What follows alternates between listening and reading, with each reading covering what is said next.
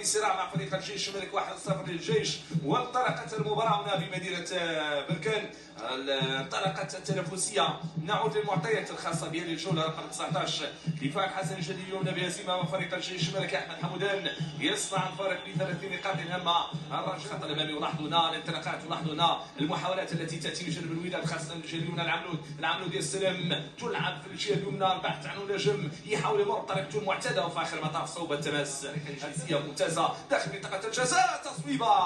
تصويبة أولى. لاحظوا الإنزال بهذا الشكل الحسوني، التصويبة يعني مشات الخطم لهذه الكرة من الجهة اليمنى. محاولة اتجاه الفحلي غيرها الجهة اليسرى، ولاحظوا هنا كرة داخل منطقة الجزاء. تصويبة جبريل من وترة الذي لعب على الوتر الحساس في اللقطة الماضية وقام بالتصويبة.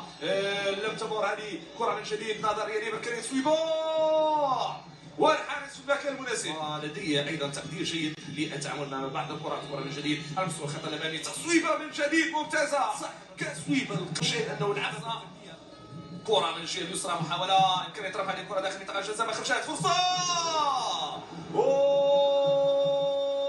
الهدف الاول سامبو. الكره من الجهه اليسرى، المحاوله الهجوميه التي لعبت هكذا داخل منطقه الجزاء، تمريره داخل منطقه الجزاء. والهدف الاول للوداد. الهدف الاول للوداد. عطيه الله على مستوى يحيى عطيه الله، والكره الثابته يرفع هذه الكره داخل منطقه الجزاء. تحضير تصويبه، والقائم ينوب على الحارس. العمليه هو فرحان ان صمبو من جديد. صمبو الطريقه على مستوى الانساني، لان عطيه الله هو من رفع الكره. شوف هنا، شوف صمبو. نعم محاوله رفع الكره داخل منطقه الجزاء، ولكن ما كملناش. كترجع مره ثانيه الجهه اليمنى لانزال الصدر داخل منطقه الجزاء. البحث المتابع العمليه العكسيه، وقع الكره. جميله الكره. لاحظوا انسان الكره بشكل ممتاز. رفع الكره داخل منطقه الجزاء. هنا الراسيه ارتطمت بالعارضه الافقيه، وبعد ذلك لعبها بالاتقان اكثر. لم تكن منطقه الجزاء. محاوله راسيه، كره الهدف. يصعد يذهب المهاجم. لعبها بشكل رائع. راسيه من الاعلى نحو الاسفل. منقذ الوداد. حلول لا من جانب الوداد وجه الفريق النظري ديال بركانية. عز الشباك مرة أخرى سيكون أمرا رائعا جميلا.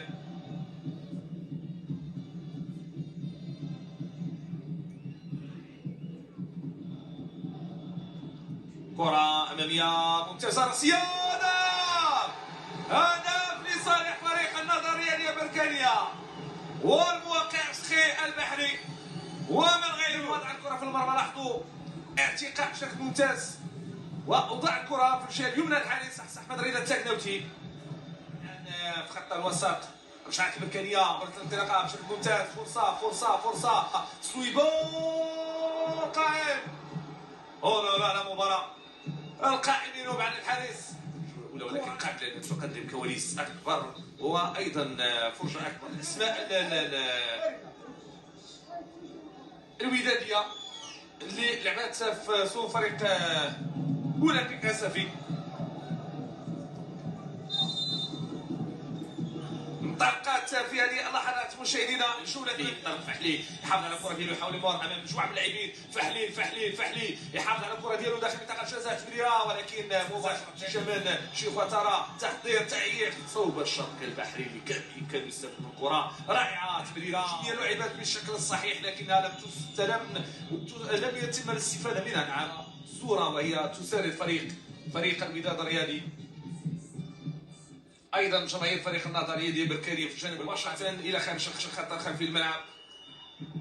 الوداد ركب مباريات عديده، الوداد يلعب على واجهات عديده.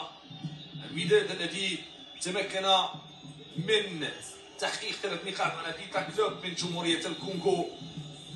الوداد الذي واجه ايضا بيترو اتلتيكو من اولى، تمكن من الانتصار بهدف واحد مقابل شيء. كره بالراس، كره ممتازه، جول. الحكم المساعد يقول هنالك تسلل. الحكم المساعد يقول هنالك تسلل. تصويبه في اول لمسه، والمحاوله كره مباشره للحارس هذا البحراوي على مستوى الخط الامامي.